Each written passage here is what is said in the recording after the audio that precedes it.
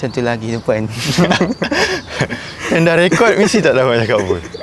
So kita orang baru je melalui Sebuah perjalanan yang Tuhan yang atur lah semua untuk sampai kat sini.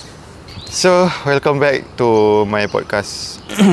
Hari ni berapa bulan lah? Hari ni 7, 8, 9 Mac lah. 9 Mac 8 Ramadan. 8 Ramadan. Alhamdulillah. Dah nak habis fasa pertama. Fasa iaitu fasa rahmat. InsyaAllah kita doa banyak-banyak. Fasa pertama rahmat Yang kedua? Kedua pengampunan. Yang ketiga? Kelepasan daripada api neraka. InsyaAllah. So, cepat sangat tu lah. Masa first puasa, aku rasa macam weh, lagi 29 hari nak puasa. Tapi sekarang sedar-sedar dah 8 puasa dah, 8 Ramadan. 8 Ramadan dah. Tapi semalam malam tadi best. So by the way, kita orang solat tarawih dekat Masjid MITC ni. Solat tarawih daripada berbuka, solat maghrib, solat isyak, solat tarawih. Tinggal nak tidur je kat sini, tapi tak jadi. Disebabkan taklah, mula-mula aku rasa macam nak je tidur kat masjid, tapi aku nakkan keselesaan, so tidur hotel je lah. Hotel pun tak jauh, dekat je. Satu suasana yang baru lah. Selalu kita solat dekat tempat sendiri kan. Malam tadi dapat satu pengalaman yang baru lah. Best. Sangat-sangat best. So korang at least 1 hari ke 2 hari ke, at least ambil pengalaman untuk berpuasa dekat luar lah. Instead of korang selalu berpuasa dekat comfort zone korang, which is rumah korang lah. Tapi why not korang ambil 1 atau 2 hari ataupun 3 hari ke, berpuasa dekat luar. Vibe Ramadan tu korang cuba luar daripada kawasan rumah korang lah. Bila kita pergi tempat lain ni, kita dapat rasa yang satu kelainan lah. Yang kelainan yang kita sendiri tak sangka. Macam diri aku sendiri pun aku macam macam biasa lah kan, kita solat tarawih semua. Tapi malam tadi punya alunan, suara imam memang bagi aku dia sesuatu yang aku sendiri personally rasa yang aku dah lama lah tak dengar suara macam ni. Macam dia sentuh balik hati aku untuk ingatkan balik yang macam mana masa mula-mula aku nak rapat dengan masjid kan. Lepas tu aku selalu dengar ayat-ayat Al-Quran yang ayat ni lah yang selalu aku dengar dulu-dulu. Jadi aku macam rindu lah, nampak satu rindu lah diri aku yang dulu, yang hidup yang tenang macam zaman sekolah kan. Zaman sekolah tak fikir banyak masalah. Tapi imam tu ni tu, imam yang baca sedap tu rakaat ke-4 lepas dia tukar kan? 5-6 kan dia tukar ke 5-6 1, 2, 4 tu pun bagi aku dah sedap lah. Dia dah sentuh lah, dah start rakaat pertama aku dah macam apa ni. Lepas tu tukar lagi imam yang tu, aku dah macam masa dia nak tukar tu, alamak kenapa tukar imam. Sekali masuk imam yang kedua, lagi Masya Allah. Nak kata rezeki suara ni tak semua orang dapat lah. Memang ramai orang ada suara yang sedap-sedap, tapi untuk sentuh hati manusia tu Tuhan yang pilih lah. Yang aku dapat rasa semalam. Satu ketenangan, satu yang aku rasa aku rindu suasana, aku rindu diri yang dulu. Macam aku kat mana ni macam tu lah. Padahal tak terfikir pun nak pergi masjid sini. Padahal betul, perjalanan ni macam sebab kita orang plan nak pergi masjid Cina. Masjid Cina. Apa nama masjid tu? Masjid nama apa? Nama Cina lah, apa tah? Dekat Melaka juga. Cheng kat Cheng, kat di sana. Lepas tu tak macam mana secara random je. Random masjid MITC. Aku sampai tadi masuk semalam. Sebab kita orang plan memang nak pergi bazar kan. Lepas asar nak pergi bazar. Nak pergi bazar tu tahu-tahulah Melaka ni kan. Tu lah. Takut jam apa semua kan. So kita orang pergi bazar dekat sini je. Sekali rupanya depan masjid ada bazar. Wah, rezeki betul. MITC dimudahkan lah. Jadi korang kalau nak datang MITC, Masjid MITC, kawasan ni dia macam ni lah, macam underrated. Dia underrated tapi semua mudah. Bazar dekat, masjid kat belakang. Lepas tu ada makanan percuma lagi. Tu lah tu. So semalam kita orang berbuka ramai-ramai.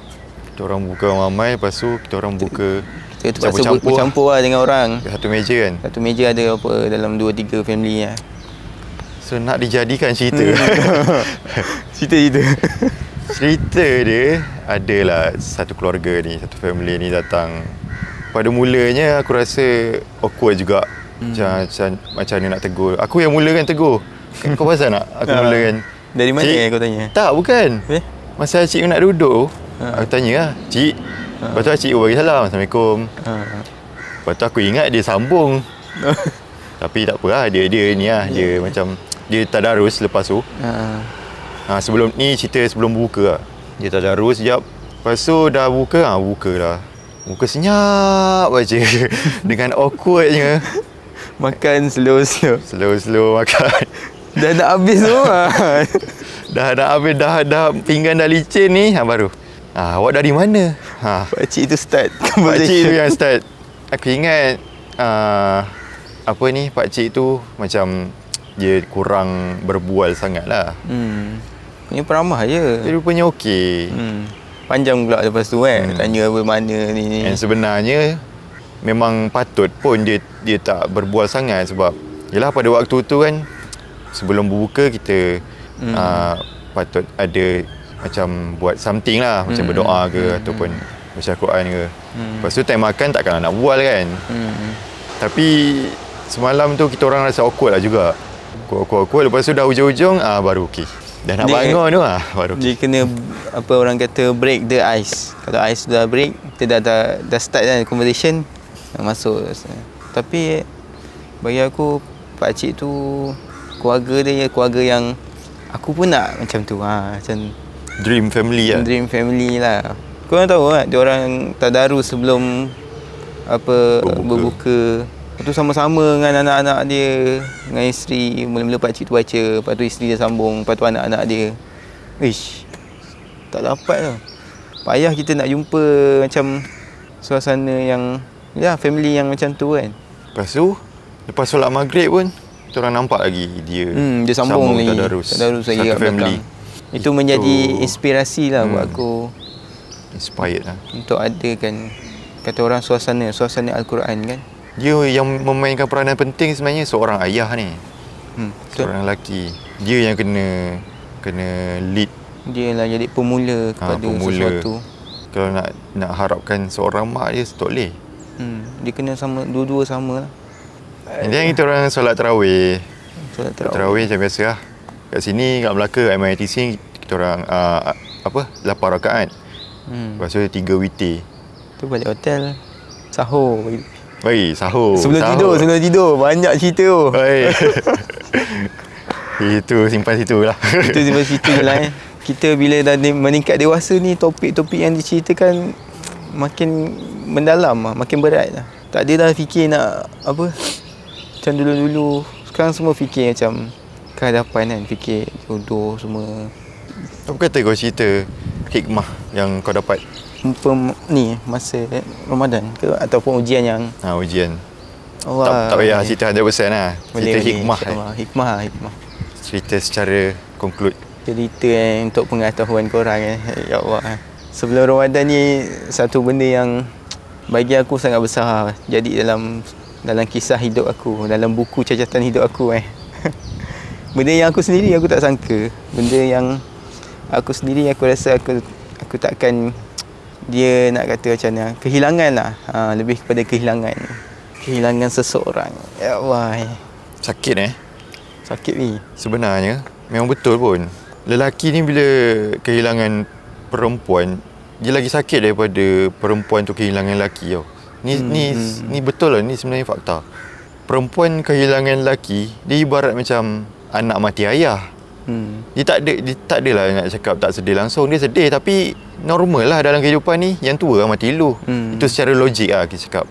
Tapi bila lelaki hilang perempuan ni, dia ibarat ayah mati anak tau. Dia macam sakit sangat lah. Dia macam dalam hati ni macam dah hancur, terburai lah. Memang beza lah sebenarnya. Kalau nak compare kan dengan perempuan yang kehilangan lelaki. Sebab tu bagi lelaki nak healing ni ambil masa lah, tak semudah macam memang Memang aku pun tak tahu bila aku di fasa yang boleh kata redha dah untuk semua perkara, tapi untuk di fasa redha yang 100% tu tak lagi lah, tak tahu lagi lah. Sebab apa yang jadi ni aku sendiri yang tak sangka, dan dia jadi secara tiba-tiba.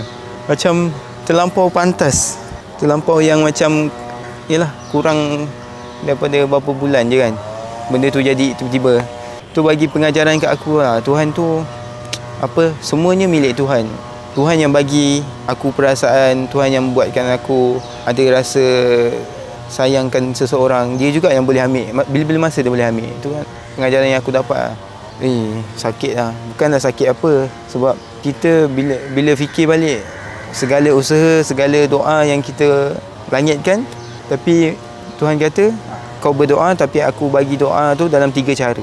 Yang pertama, aku akan makbulkan terus. Yang kedua, aku akan tangguhkan doa kau. Dan yang ketiga, aku akan bagi yang ganti yang lain.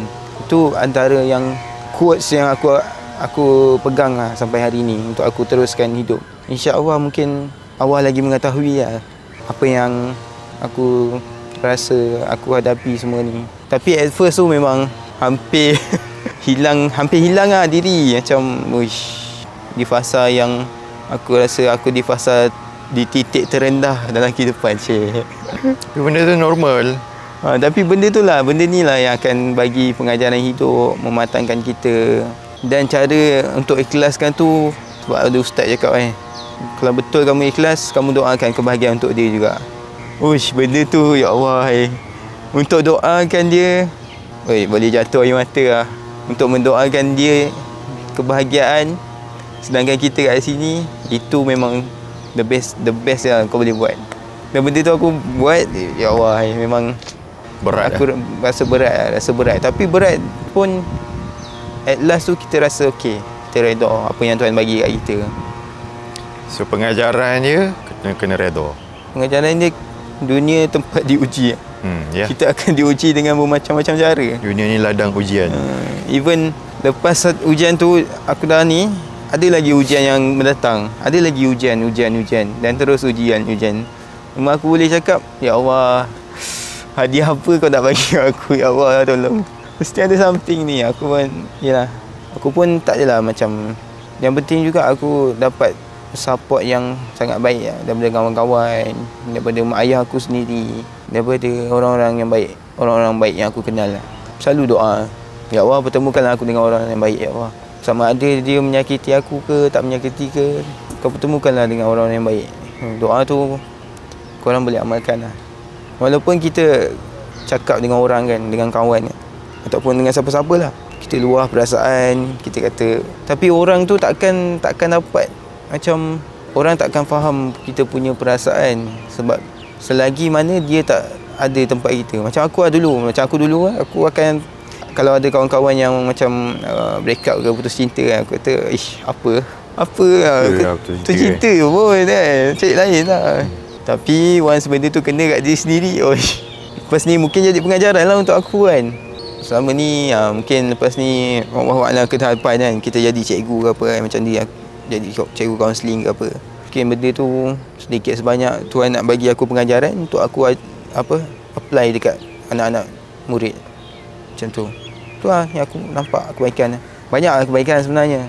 Kebaikan yang kita rasa kita lagi dekat dengan Tuhan, dengan Pencipta. Yang kita rasa memang terima kasih bagi kita azam nak berubah kepada baik kan. Lagi-lagi dia timing dia memang kena, dan nak dekat Ramadan pula kan. Masuk Ramadan pula, memang kita pun apa lagi kita nak macam nak bersedih kan. Ramadan ni antara Ramadan dengan raya, walaupun aku dah tahu jawapan kau, mana lagi kau suka? Ramadan lah, of course kan. Dia sana kalau masa kecil aku akan jawab raya lah. Ya lah. Tapi bila dah besar ni Ramadan tu dia macam ada kemanisan dia tu.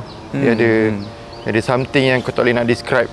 Tapi kau kena melalui dengan cara yang betul lah. Maksudnya amalan kau kena betul. Maksudnya tak adalah kau macam lalai, kau abaikan amalan yang sepatutnya kita beramal di dalam bulan Ramadan ni. Kalau nak dapatkan kenikmatan yang best, kena applykan dengan cara yang betul lah. Macam contoh, kita sahur di waktu yang betul. Kita sebelum waktu azan tu kita kena buat benda yang betul lah. Maksudnya kita kena mulai and tak kisah apa-apa kan. And then kalau macam lelaki solat dekat masjid, lepas tu malam khaskan untuk kita nak tarawih. And kalau tarawih afdalnya dekat masjid. So bila kita melalui benda tu baru insya-Allah kita akan dapat kemanisan dia tu. Kalau kita just lalai je, macam kita just buat lalu je Ramadan ni, kita tak tahu lah dapat ke tak kan dia punya kemanisan dia. Tapi kalau kita melalui dengan cara yang betul, insya-Allah kita dapat kemanisan dia. Betul. Ramadan ni hadiah untuk umat Nabi macam kita dengar pagi tadi. Umat dulu berpuasa daripada isyak. Daripada isyak korang bayangkan. Isyak, lepas tu sambung subuh sambung zuhur, asar sampai maghrib. Maghrib berbuka. Dan maghrib ke isyak tu je boleh makan. Time tu kita pukul 11 makan Mary Brown. Tu lah kita orang ni, ya Allah. Kita ni Allah bagi hadiah dan mudah lah. Daripada lepas subuh sampai maghrib. Lepas tu diorang pahala satu je. Tapi kita pahala diganda-gandakan dalam bulan Ramadan ni untuk umat Nabi. 70 kali. Banyak ya Allah. So sangatlah rugi kalau kita lepaskan peluang ni. Sebab peluang ni datang sekali je setahun. So aku ada dengar satu ni perbandingan, ada satu cerita ni, seorang tu umur sama tapi seorang ni dia meninggal setahun selepas dia dapat Ramadan dan seorang ni meninggal dia tak dapat Ramadan. Darjat dia orang jauh beza. Tuan cakap sebab yang ni dapat Ramadan. Dia dapat beramal dalam bulan Ramadan. Yang kamu tak dapat. Walaupun beza setahun je, walaupun sekali Ramadan je. Tapi jauh beza darjatnya. Besarnya fadilat Ramadan ni. Lepas tu ada lagi doa 3 doa tu yang Nabi aminkan. Yang masa Nabi nak naik khutbah tu, ada 3 tangga kan, mimbar tu. Yang malaikat Jibril lah. Yang Nabi aminkan dan malaikat Jibril aminkan. Malaikat Jibril tu ketua malaikat dan Nabi tu ketua pada Rasul. Masya-Allah. Doa pertama, Nabi kata siapa yang ada mak ayah yang tua tapi dia tak dapat syurga, maka orang tu celaka lah. Lepas tu amin doa. Yang kedua, siapa-siapa yang tak ucap selawat bila nama Nabi disebut, orang tu pun akan rugi. Yang terakhir, yang ni lah yang sekarang. Siapa-siapa yang masuk dalam bulan Ramadan tapi dia keluar dalam bulan Ramadan tu dia tak dapat keampunan, rugi orang tu. Jadi doa tu yang aku rasa doa Nabi amin, lepas tu Jibril aminkan. Mudah-mudahan Ramadan ni jadi tempat kita untuk minta ampun lah, istighfar dekat Allah, untuk kita sucikan diri kita kan. Penyucian, bulan penyucian kata orang. Sebab kita tak tahu bulan Ramadan tahun depan tu lah. Kita minta kita dapat jumpa lagi dan dapat lagi baik kan. Bagi aku permulaan Ramadan kali ni lah untuk aku macam memang tahun ni lah, macam cerita tahun ni lah aku punya tahun dah ni. Lepas macam-macam ujian tahun ni. So maybe itu je kot daripada kita orang. Apa yang bermanfaat korang ambil lah. Kita orang pun amalkan juga. Okay, teruskan perjuangan. Nice, insya-Allah. Tak tahulah kat mana kan. Next insya-Allah. Stay tune lah. Ni aku letak channel baru. Ya. Channel aku tu yang Awis tu aku nak khas untuk muzik je. Lepas tu yang lama tu aku ni public dah private kan lah. Yang tu mana Hatnyai? Aku nak edit. Lepas tu aku nak, entahlah, ni macam tak semangat lah. Nanti lah. Lepas raya haji tahun depan. Jauh Okay guys, terima kasih yang dah menonton sampai habis. Terima kasih banyak. Aku appreciate sangat-sangat apa yang bermanfaat. Minta korang amalkan. Teruskan berselawat. InsyaAllah. Bye-bye. Assalamualaikum. Assalamualaikum. Macam bunyi kat sini dengan nasi rumputnya. Dengan ambulannya.